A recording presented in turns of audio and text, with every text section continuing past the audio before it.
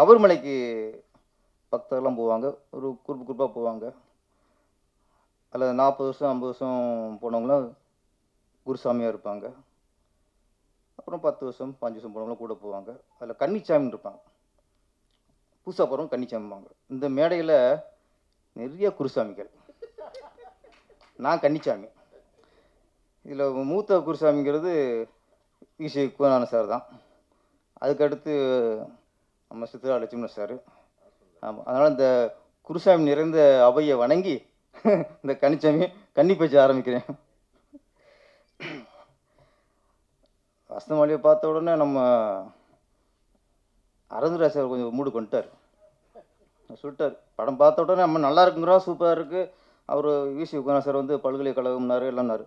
அவர் திருப்பி லவ் பண்ணுற மூடு வந்துச்சுட்டார். அவர் ஒன்றும் தடை இல்லை சார், என்ன நாளைக்கே ஆரம்பிச்சிருங்க, என்ன கொஞ்சம் வீட்டில் சொல்லிட்டு ஆரம்பிங்க. அது 2 3 வீடு இருக்கா? அந்த 3 வீட்டு சொல்லுங்க, 3 வீட்டு சொல்லுங்க, 3 வீட்டு சொல்லிட்டு 4வது ஆரம்பிச்சிருங்க. இப்போ ஏன்னா வசந்த அந்த படம் பார்த்துட்டு நான் அவர் கவனித்தேன். அவரை அப்படியே லவ் மூடு போயிட்டார். சிவாஜி கணேசன் கண்ணை விட இவர் கண்ணில் காதல் கொப்பளிக்குது அப்படியே. அதில் நாளைக்கே நீங்கள் ஸ்டார்ட் பண்ணிடுங்க, வாழ்த்துக்கள். அப்புறம் வி.சி. குகநாதன் சார், அவர் வாணிஸ்ரீயை வந்து அழகு கம்மின்னு சொன்ன உடனே சித்ரா சுகம் வந்துருச்சு. ஏன்னா வாணிஸ்ரீ ரசிகனுடைய தலைவரே அவர் தான். அப்போ அதுக்கப்புறம் பத்திரிகையாளர்லாம் முதல்ல வாணிஸ்ரீ ரசிகனுடைய தலைவர் அவர் தான். என்ன சார்? ஆமாம், அந்த கொண்டை இருக்கிற வாணிஸ்ரீ கொண்டைங்கிறது ஃபேமஸ். ஆமாம், அந்த கொண்டைக்கு இவர் தான் ரசிகர். சார் கொஞ்சம் வாபஸ் வாங்கிருங்க சார். வாணிஸ்ரீ வந்து கலர் கம்மியாக இருக்கலாம், அழகு கம்மி இல்லை. ஆமாம், நீங்கள் வந்து கலரை பார்க்காதீங்க, அழகை பாருங்க. ஆமாம் ஆமாம் ஆமாம், அங்கேயும் செயலாளர், அங்கேயும் தலைவர் ஆக முடியல, நிறைய அங்கங்கேயும் ஆப்பு தான் நம்மளுக்கு. அப்புறம் வி.சி. குகநாதன் சார் சொன்னார் சிவாஜி கணேசனை பற்றி. அந்த அவர் பல்கலைக்கழகம், அவர்கிட்டலாம் நடிப்பை கற்றுக்கணும், நடிகர்லாம் அவர்கிட்ட நிறைய கற்றுக்கொண்ட விஷயம் நிறையா இருக்குனாரு. அது நடிப்பெலாம் கற்றுக்கணும் சார், அவ்வளோ பெரிய இதெல்லாம் பேராசப்படாதீங்க, அவ்வளோலாம் வேணாம், ஒன்றே ஒன்று கற்றுக்கலாம், டைமிங்கு ஷூட்டிங் வரும். நீங்கள் அதை கற்றுட்டா போதும். இப்போ நம்ம மனோஜ்குமார் சொன்னார்ல, டைமிங் நீ சொல்லி ஆனார்ல. ஏன்னா அதுதான் பெரிய நடிகர். என்னென்னா அந்த இயக்குனருக்குள்ள மரியாதை கொடுத்துருது. இயக்குனர் அடிமையாக நினச்சி என்ன பண்ணுறது? நாளைக்கு 11 மணிக்கு வரேன், அப்போ சாப்பிட்டு வச்சுக்க வேண்டியதான் இயக்குனர் அடிமையாக நினைக்கிறது. அதனால் சிவாஜி கணேசனை பார்த்து நம்மலாம் நடிக்கணுங்கிறதுலாம் நீங்கள் அவ்வளோ பேர் ரொம்ப பேசப்படுறீங்க. நீங்கள் அவர் அது மாதிரி டைமிங்க்கு வந்தால் சார். இன்றைக்கி இது சிலர் டைமிங்க்கு வராங்க, அது டைம் வந்தாலே பிடிச்சி காப்பாற்றலாம். அன்றைக்கி நடிக்கிறது அப்புறம் சிவா இன்றைக்கி நான் இப்போ சித்ரா சார் பார்த்து பொறாமையாக இருக்குது, வி.சி. குகநாதன் சார் பார்த்து பொறாமையாக இருக்குது, நம்ம அண்ணன் மனோஜ்குமார் சார் பார்த்து பொறாமையாக இருக்குது. என்னென்னா இவங்களாம் ஒரு மேதை சிவாஜி கணேசன் சாரோட பணிபுரிச்சிருக்கு. நம்மளை படம் பார்த்த அதான் படம் பார்த்து வேந்தோம், நீங்களாம் கூட பார்த்து பழகி நீங்கள் வேந்திருக்கீங்க. அதனால் உங்களை பார்க்கும்போது ரொம்ப ரொம்ப பொறாமையாக இருக்குது. ஆனால் அதில் ஒரே ஒரு சந்தோஷம், ஒரு சிவாஜி கணேசன் சார் வீட்டுக்கு நான் போய் அவரை சந்தித்து பேசியிருக்கேன். ஆமாம், அது ஒன்று தான் இந்த மேடையில் இருக்கும்போது எனக்கு நல்ல வேலை. அவர் அப்போலாம் நேராக பார்க்குறது பெரிய விஷயம். வீட்டுக்கு போய் ரூமில் போயிட்டு பார்த்து நான் நம்மளார் உள்ளே விடுவா நம்ம அசிஸ்டன்ட் டைரக்டரு. அப்போ அஜித் சாரோட மேரேஜ் டைம், அவரோட இன்விடேஷன் கொடுக்குறதுக்காக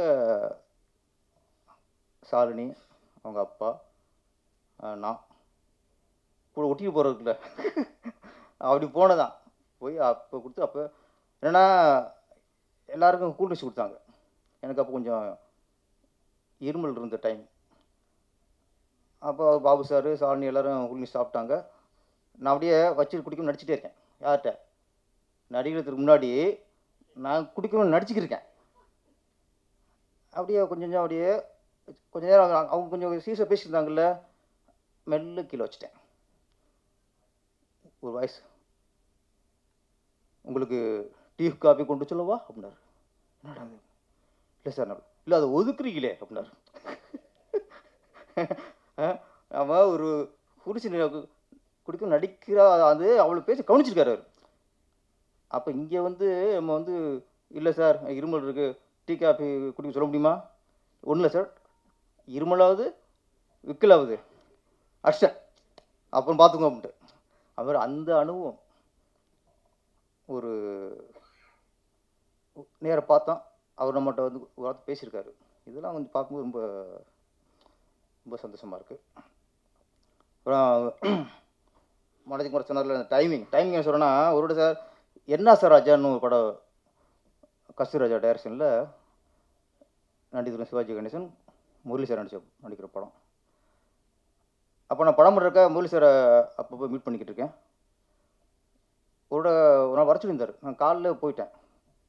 ஒன்று அப்போ தான் அவசரமாக ஷூட்டிங் கிளம்பிட்டு இருக்காரு.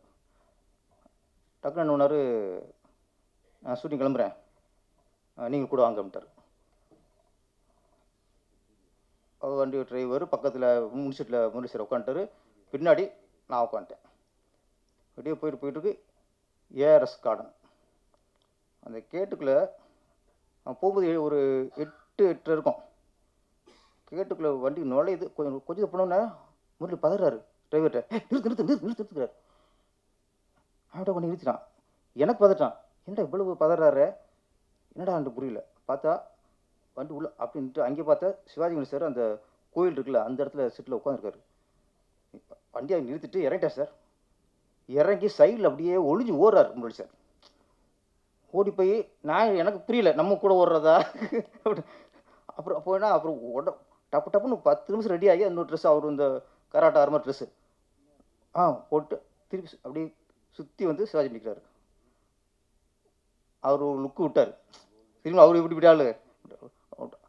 ஏன்னா சொல்கிறேன் டைமிங், முரளி வந்து அவர் யூத்து, இவர் அப்போ சீனியர் ஆர்டிஸ்ட்டு. அப்போ இந்த ஆப்ரேஷன் பண்ணதுக்கு அப்புறம் உள்ள டைம் அது. அப்போ அவர் 7 மணிக்கு வந்துட்டார். ஒரு 8 மணிக்கு போகிற 7 மணிக்கு வந்துட்டாராம். அதனால் சொல்கிறது நடிகர்களுக்கு வந்து டயத்துக்கு வந்தாலே எங்களுக்கு பிடிச்சிட முடியல. இயக்குனருக்கே பெரியது. அப்போ நாங்கள் நினச்சப்போ எடுக்க முடியும். அன்றைக்கி அப்போ தான் அந்த சீன் நாங்கள் முடிக்க முடியும். நாங்கள் இன்றைக்கி இந்த சீனை முடிக்கலாம்னு நினைக்கும்போது ஹீரோ 10 மணிக்கு தான் அப்படி சீன் முடிக்கிறது. அப்போ மொத்த பழியும் சுமக்கிறது யாருன்னா 40 நாள் 50 நாள் படத்தை எடுக்க 50 நாள் நம்ம நினைப்போம், சொல்லியிருப்போம் புளிசட்டை, 60 நாள் ஆகும். இழுத்து விட்டான் செலவை. யார் சொல்லுவாங்க? எங்களை சொல்லுவாங்க, டேரக்டர் சொல்லுவாங்க. டேரக்டர் இது செலவு எடுத்து விட்டான், 40 நாள்னா 50 நாள் எடுக்கிறான். யார் காரணம்? ஹீரோக்குள்ள டயத்துக்கு வந்தால் அதுவும் சில இயக்குனருக்கும் சில வேறு காரணங்கள் இருக்குது. இதுவும் ஒரு காரணம்.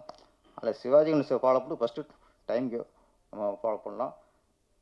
அப்புறம் விசி பொன்னான் சார் சொல்லார். அது வந்து எனக்கு அதிசயமாக இருக்குது. அந்த சொல்ல நினச்சி பார்க்கும்போது இப்படிலாம் அவர் பிடிச்சிருப்பாரா? ராமநாடு சார் சொன்னார், ஒரு கதையை படிச்சுட்டு அந்த கதை மேலே ஒரு ஆர்வம், இந்த படம் பண்ணணும்னு நினச்சிட்டு தலைமாட்டிலே கதை வச்சுருக்காரு. விடிஞ்சால் அந்த கதையை படிக்கிறாரு. இந்த கதையை படம் பண்ணுங்கிறதுக்காக அந்த என்டி ராமராவ் படத்தையே அவர் இன்னொருத்தர் கொடுக்குறாரு. அப்போ அந்த கதைக்கு கொடுத்த முக்கியத்துவம், ஒரு ப்ரொடியூசர் ஒரு கதைக்கு கொடுக்குற முக்கியத்துவம் இதோட உதாரணம் இல்லை சார். அவ்வளோ கதை நேச்சிருக்காங்க அவங்க. அந்த கதையை நம்பியிருக்காங்க அவங்க. கதை தான் அஸ்திவாரம் நம்பியிருக்காங்க. இன்றைக்கி ஷூட்டிங் போயிட்டு இருக்கு, அந்த படம் ப்ரொடியூசருக்கு கதை தெரியுமா? இன்றைக்கி ஹீரோக்களோட கால்ஷீட் வச்சு தான் அலையணும் தவிர யார் கதை வச்சுட்டு அலைகிறா?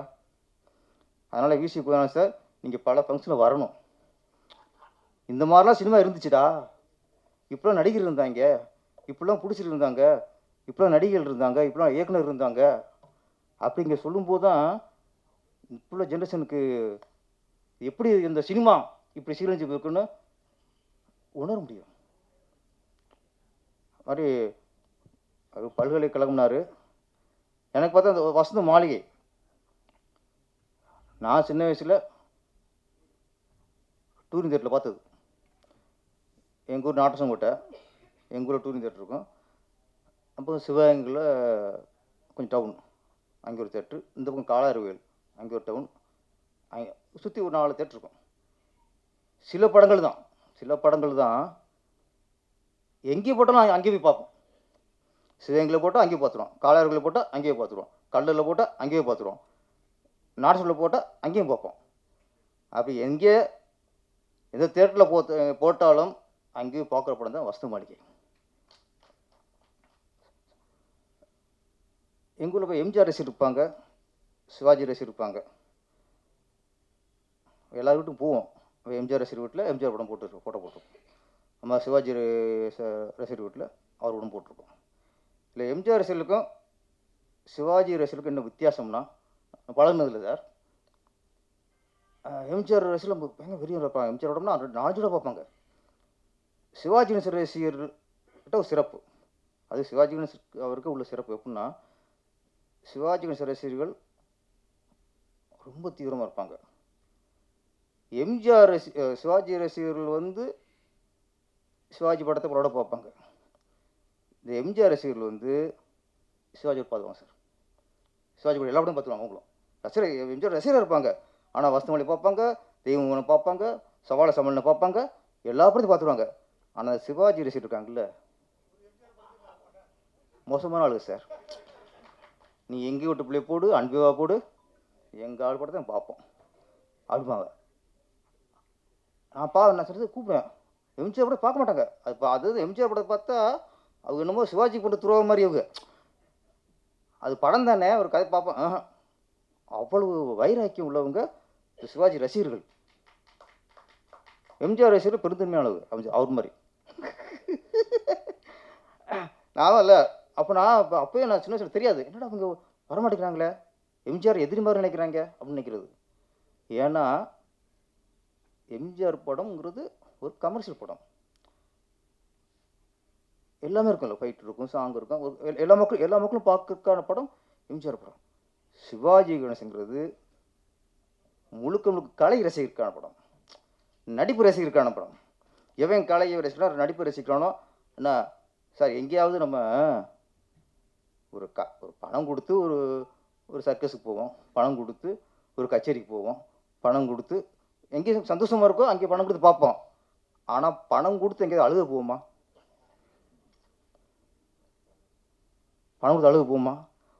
பணம் கொடுத்து அழுக போகிறது சிவாஜி படம் தான். சரி, ஒரு அழுதாச்சு, வசங்களை பார்த்துட்டு கடைசி அந்த ரத்தம் கக்குறாரு பார்த்து அழுதாச்சு. திரும்ப பணம் கொடுத்தா பார்ப்போமா? போய் பணம் கொடுத்து 10 பஞ்சோடு அழுகிறது சிவாஜி கணேசன் படம் தான். அதில் இது வசந்த மாளிகை அது பெருமையை ரொம்ப எடுத்துக்கிச்சது. டூரிங் தேட்டரில் நிறைய பற்றி டூரிங் தேட்டரு அந்த காம்பவுண்ட் ஷோ மாதிரி அந்த கீத்தை வச்சு சுற்றி கட்டியிருப்பாங்க. நாங்கள் அந்த ஈவினிங் ஷோ போய் டிக்கெட் கிடைக்காது. சரி, அடுத்த ஷோ பார்க்குறக்கணுமோ படம் ஓடும்போது அந்த சைடில் ஸ்க்ரீன் அந்த உட்காந்துருது, இந்த சாங் கேட்குறது, டைலாக் கேட்குறது. இந்த டைலாக் கேட்கும்போது மனசுக்குள்ள ஒரு பூரிப்புங்க சார். அடுத்து போய் திரையில் பார்க்க போகிறோம், அடுத்து இந்த சாங்கை போய் நம்ம வந்து அடுத்து உள்ள போய் பார்க்க போகிறோம் அப்படின்னு இதை கேட்கும்போதே ஒரு கனவு உலகத்தை போகும் பாருங்க. அதுதான் சார் சினிமாவோட ஈர்ப்பு. அந்த சுகம் கிடைக்காது. என்ன எதிர்பார்ப்போம் நம்மளுக்கு? பூரிப்பு. அப்போ வசனத்தையும் டைலாக் வெளியே இருந்து ஒட்டுக்கட்டு அடுத்து டிக்கெட் எடுத்து உள்ளே போகிறது. உள்ளே போன அப்போலாம் செய்யும் அந்த நன்றி நல்வரம் போடுவாங்க. ஃபஸ்ட்டு ஸ்லேடு, அந்த நல்வரம் ஸ்லேடு போட்டதுக்கு கிளாஸ் அடிப்போம். சென்சார் சிப்டுக்கார கிளாஸ் அடிச்சுப்போமா? இப்போலாம் ஹீரோ இன்ட்ரடக்ஷன் அதை காலை காட்டினா கையை காட்டினா பில்டப் தான் நம்ம கிளாஸ் அடிப்போம். அப்போலாம் சென்சார் அந்த சர்டிஃபிகேட்டுக்கு கிளாஸ் அடிப்போம். எப்போ எந்த படத்துக்கு? வசந்த மாளிகை மாதிரி படத்துக்கு. ஏன்னா அந்த படத்து மூலம் ஈர்ப்புக்கு சென்சார் சர்டிஃபிகேட் கிளாஸ் அப்படி பார்த்த படம். இப்போ இதில் வந்து இந்த வசந்த மாளிகை, இந்த மாளிகைக்கு நிறைய பில்லர், நிறைய சொன்ன மாதிரி கண்ணாசனோட பாடல்கள் அது ஒரு பில்லர், கேவி மகாதனோட இசை அது ஒரு பில்லர், கேமராமேன் சார் அங்கெல்லாம் படம் பார்க்கும்போதெல்லாம் பெயிண்டிங் மாதிரி இருக்கும் சார், பெயிண்டிங் மாதிரி இருக்கும். ஷார்ட்ஸ் இப்போ பார்த்து ஒவ்வொரு க்ளோஸ்அப்பும் அப்படி பெயிண்டிங் மாதிரி இருக்குது. வானிஸ்டி க்ளோஸ்அப் வச்சா அதெல்லாம் டக்கு முடிஞ்ச மாதிரி இருக்குது. இல்லை இப்போலாம் எங்கே ரசிக்க வர்றாங்க? ஒரு ஹீரோயின் ஒரு பழைய பாடுதுன்னா அந்த ஹீரோயின் யாரும் கண்டுபிடிக்கிறதுக்கு அடுத்த சரணத்தையும் பார்க்க முடியாது. டப்பு டப்பு டப்புன்னு யோ என்னையா ரசிக்க விடுங்கய்யா, அதுக்கு சம்பளம் கொடுத்து நடிக்க வைக்கிறியா, நாங்கள் டிக்கெட் எடுத்து காசு கொடுத்து உள்ளே வரோம், யாருன்னு ஹீரோன்னு கண்டுபிடிக்கிறக்கே சார் 2வது சரணத்தில் சார் நான் கண்டுபிடிக்கிறாங்க. ஓ இது திரிசாவா அப்படின்ட்டு பல்லவி தெரிய மாட்டேங்குது. அவ்வளோ ஃபாஸ்ட் கட்டிங். இங்கே இப்போ எப்படி வச்சுருக்காமாங்க, நல்லா ரசிங்கடா. குமார் சார் ஆனஸ்ட்லி அழகாக அழகு கம்மி இருந்தால் கூட உங்களுக்கு ரசிக்க விட்டுங்க. என்ன சிவாஜி அந்த ஒரு ஷாட் அப்படியே திரும்பினார்னா அந்த அந்த க்ளோஸ் முடிகிற வரைக்கும் நம்மளுக்கு ரசிச்சுட்டே இருக்கும் அந்த கண்ணு. ஆனால் இதில் பிகினிங் இந்த ஃப்ளைட்டில் வருவார்ல, அதில் தண்ணி அடிச்சுட்டு அந்த கண் அவ்வளோ சிவந்துருக்கும். உலகத்திலேயே சொல்கிறேன், அந்த கண்ணில் அவ்வளோ அந்த கோவப்படம் மாதிரி இந்த சிவப்பா வச்சுக்கு காட்டின ஒரே ஆள் சிவாஜி கணேசன் தான் சார். கிளிஷம் போடுவாங்க, கண்ணீர் வரும், எல்லாம் வரும். கண்ணுக்குள்ள மேக்கப் போட முடியுமா? கண்ணுக்கு சிவப்பு பெயிண்ட் தரணுமா? இங்கே ரோஸ் போடலாம், கண்மை போடலாம், கண்ணுக்குள்ள சிவப்பு பண்ண முடியுமா? அது யார் கொண்டு வந்தது? இப்போ மேக்கப் பண்ண கொண்டு வந்தானா? நடிகர் சிவாஜி கணேசன். கண்ணுக்குள்ள கண்ணை அவ்வளோ சிவப்பா எப்படி வேற யாரும் நம்ம வந்து பார்த்தது இல்லையா? இதுலேயும் அந்த 2 மனம் வேண்டும் சாங் போக அப்படி பிறவி நடிகர். அதுக்கு லாஸ்ட் யாருக்காக அந்த ஒரு சாங் பார்த்து முடிச்சோடனே அந்த ஒரு ரத்தம் கக்கி அப்படியே உட்காந்த உடனே நமக்கு பாட்டு பார்த்த மாதிரி இல்லை, படமே பார்த்த மாதிரி இருந்துச்சு. ஒரு படமே ஃபுல்லாக பார்த்த மாதிரி இருந்துச்சு ஒரு சாங்கில். அதில் கவிஞர் ஒரு பில்லர், மியூசிக் டைரக்டர் ஒரு பில்லர், கேமராமேன் ஒரு பில்லர், வசனம் பாலமுருகன் சார். நிறைய பேர் நிறைய விஷயம் சொன்னீங்க. ஆனால் இதில் மொத்த கதையுமே ஒரே ஒரு டைலாக் தான், ஒரு வரி தான். ஏன் இப்படி செஞ்ச? அதை தூக்கிட்டா கதை இல்லை. 2 இதயங்கிறது அப்புறம், அந்த 2 உதயமானதுக்கு என்ன காரணம்? ஏன் இப்படி செஞ்ச? அப்போ அந்த லவ்வர் அவருடைய கௌரவ பிரச்சனை போச்சு. என்ன யாரும் சந்தேகப்படலாம், உங்கள் அம்மா சந்தேகப்படலாம், யாரும் சந்தேகப்படலாம், உலகம் சந்தேகப்படலாம். ஆனால் நான் விரும்புகிற ஒருத்தன், ஆனால் திருட்டு படம் வந்துருக்கும். அதில் கதாநாயகி மேலே திருட்டு படம் சுட்டிடுவாங்க. இவ தான் எடுத்தானு ஒரு ஒரு ஜோடிச்சிருவாங்க அப்படியே. அப்போ எல்லாம் நம்பிடுவாங்க. சிவாஜி கணேசன் வந்து என்ன பண்ணியிருக்கணும்? அவருக்கு தெரிஞ்சிருக்குல்ல, அவர் பண்ணியிருக்க மாட்டான்னு வாதாடி இருந்தால் கதை இல்லை. அவரும் ஏன் இப்படி செஞ்சார்? அதனால கடைசி ரத்த கற்கள் ஆகி போச்சு சார். அந்த வார்த்தை ஏன்னா உசுசு ஒரு பொண்ணை லவ் பண்ணியிருக்கா, அவளும் உனக்கு நீ குடிகாரன், ஒரு கிண்ணத்தை எந்திரன்னு பாடுறீங்க, கூத்து அடிக்கிறீங்க, உன்னையும் பாடி அவள் நம்பி அவள் மனசை பறி கொடுத்துட்டா.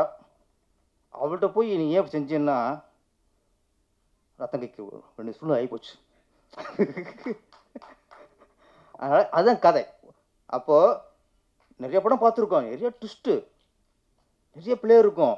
இப்போ கேசு கோபாலகிருஷ்ணன் படம்னா சீனுக்கு சீன் ட்விஸ்ட் இருக்கும். இது எதுவுமே இல்லை. அந்த ஒரு வார்த்தை கதை நகர்த்துது. அவங்களுக்குள்ள ஈகோ, ஒரு தவிப்பு, அவன் அந்த பொண்ணு கதாநாயகியோட அந்த வைராக்கியம் இப்படி கேட்டானே. இதுக்கப்புறம் எவனோ முகம் தெரியாத, யாருன்னே தெரியாது, அவன் கேட்டது தெரியாத எவனோ ஒருத்தனை கல்யாணம் பண்ண போகுது சார் கிளைமாக்ஸில். ஏன்? தன்னைத்தானே வருத்திக்குது. நம்ம நம்பின ஒருத்தன், நம்ம லவ் பண்ண ஒருத்தன் இப்படி கேட்டானே. இதை விட இதுக்கப்புறம் ஒருத்தன் அவன் கேட்டது தெரிஞ்சா அவன் நம்ம நாசம் பரவாயில்ல தான் போகுது. அதான் காதல், அதான் காதல். அங்கே பழியாட போகிற ரெடி ஆயிடுச்சு. ஆனால் இங்கே வாடுறதுக்கு ரெடி ஆகலை. நீ வசதியாக இருந்தானே எது இருந்தானே என்ன தானே. பெண்ணுங்கிற சாதாரணம் இல்லை, பெண் மனசுங்கிற சாதாரணம் இல்லை, மிகப்பெரிய சக்தி.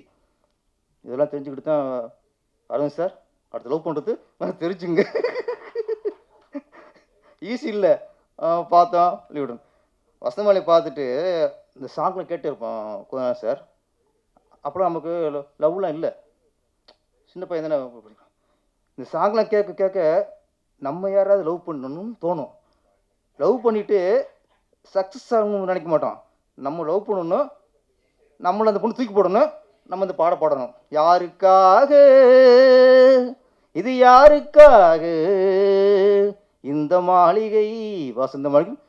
அப்போ இந்த பாட்டை பாடுறதுக்காக லவ் பண்ணி தோக்கணும் சார். அதான் சார் வசந்த மாளிகை. இப்போலாம் சால்வை வந்து சந்தோஷம் போடுறாங்க, வரவங்களும் சால்வை கூட சந்தோஷப்படுத்துறாங்க. அப்போல்லாம் சால்வு சோகத்தின் அடையாளம். அப்படி தோளில் போட்டு அப்படி பார்த்தாலே சோகம், வந்துட்டான் வாழ்க்கையில், தோற்று முடிஞ்சு போச்சு கதை. அப்போ சால்வு போட்டாலே தேவதாஸ் முடிஞ்சு. இப்போ நல்லா மாற்றிட்டாங்க சார். இப்போலாம் இது பார்த்தோன்னு வச்சுங்களேன், திருப்பி சால்வு போட்டு யோசிப்போம். அதனால் விஜயமுரளி சார், நல்ல வேலை நீங்கள் இதில் சால்வு நீங்கள் எங்களுக்கு போடலை. அவர் தெரிஞ்சு போச்சு, இதை போட்டால் நம்மளும் எல்லாரும் பாட ஆரம்பிச்சுருவாங்க. மனோஜ்குமார் சார் வந்து அவருக்கு அங்கே போயிடும், ஊருக்கு ஞாபகம் போயிடும். 2 மனம் வேண்டும் இறைவனிடம் கேட்டேன். அவருக்கு ஏகப்பட்ட மனம் இருக்குது. மனோஜ்குமார் சாதாரண இல்லை அவர். ஆனால் உங்களுக்கு பெரிய பாக்கியம் சார், சிவாஜி கணேசனை வச்சு நீங்கள் படம் எடுத்துட்டீங்க. நீங்கள் டேரக்டர் ஆனதுக்குள்ள மிகப்பெரிய ஒரு புண்ணியம். அது சம்பாதிச்சுங்க அடுத்த விஷயம், ஆத்ம திருப்தி ஒன்று இருக்கும்ல. அதனால் இந்த வசந்த மாளிகை இன்றும் இன்னைக்கு இளைஞர்களை பார்த்தாலும் சரி, என்னைக்கும் எவருக்கின் படம் பாங்கல சிவாஜி சார் படத்தில் இந்த வசந்த மாளிகைங்கிறது மிகப்பெரிய எவருக்கின். இதில் நான் சொன்னல எல்லா பில்லர்ன்ட்டு அத்தனை தூண் இருந்தாங்க. டைரக்டர் தூணு, கேமராமேன் தூணு, கவிஞர் தூணு, பாடல்கள் எல்லாமே தூணு. இது எல்லாத்துக்குமே இந்த வசந்த மாளிகை எல்லாம் தூணாக இருந்தாலும் இந்த வசந்த மாளிகைக்கு அந்த பில்டிங்க்கு அஸ்திவாரம் நடிகர் சிவாஜி கணேசனோட நடிப்பு. அதுதான் அஸ்திவாரம். அது தாங்கின பிள்ளர்கள் டெக்னீஷியனாக இருக்கலாம், நடிகராக இருக்கலாம். ஆனால் அந்த சிவாஜி நடிப்பு தான் இன்றைக்கும் நம்மளை வந்து ஈர்த்து உட்கார வச்சுருக்கு. நம்ம கோவை தம்பித்துறை அவர்கள் சொன்னார், சின்ன வயசில் சினிமாவை பற்றி பேசுனதே பாவம்பாங்க. ஆனால் இன்றைக்கி 80 வயசு வரைக்கும் சினிமாவில் வாழ்ந்துட்டு இருக்காரு. நீங்கள் அன்றைக்கி பேசுகிறது பாவம், ஆனால் இன்றைக்கி வசனம் வாங்கி ரிலீஸ் பண்ணீங்களா, அது புண்ணியம் சார். என்ன அன்றைக்கி அது புண்ணியம் உங்களுக்கு. நல்ல ஒரு அதுவும் ராசியான கல்வி வாங்கியிருக்கீங்க. கண்டிப்பாக இது லாபம் வரும். இந்த படம் மீண்டும் ஏற்கனவே வெற்றிக்கிட்டே இருக்குது. மீண்டும் எப்படி நம்ம கல்யாணம் பண்ணியிருக்கலாம், பிள்ளை வீட்டில் பத்துக்கலாம். ஆனால் அந்த ஃபஸ்ட்டில் வரும்போது டக்குன்னு புரி வரும் பாருங்க, அதை நினச்சிட்டே இருப்போம். லவ்னால நம்ம வந்து லவ் சாங் கேட்டால் உடனே நம்மளுக்கு அவர் பொண்டாட்டி ஞாபகம் வராது. எவனுக்கும் ஸ்கூல் படிக்கும்போது ஒரு சைட் இருக்கும்ல, அதான் ஞாபகம் வரும். அது மாதிரி ஆமாம், இதுவும் கட்டு சார், இதுவும் கட்டு. பிகினிங் சொன்னல உதயகுமாருக்கு, அதுவும் கட்டு, இதுவும் கட்டு. ஆமாம், அதனால் அந்த ஃபஸ்ட் லவ் அப்படிங்கும்போது லவ் சாங் கேட்டாலும் லவ் கதையை கேட்டாலும் டக்குனு பழைய ஃபஸ்ட்டில் ஒரு ஞாபகம் வர மாதிரி காதல் அப்படின்னு ஒரு ஸ்கிரிப்ட்னாலே வசந்த மாளிகை ஞாபகத்துக்கு வரும். அதான் எவர்கிரீன். என்னைக்கு நினச்சாலும் எப்படி பழைய காதல் நினைக்க திருப்தி அதே மாட்டிக்கிறணும். எப்போ பழைய காதல் நினைச்சாலும் எப்படி சுகமாக இருக்கோ அது சரி பரவாயில்ல எனக்கு மாட்டியாச்சு அப்புறம் அதே மாதிரி வசந்த மாளிகை எப்போ நினச்சாலும் சுகம் சுகம் சுகம் சுகம். நன்றி, வணக்கம்.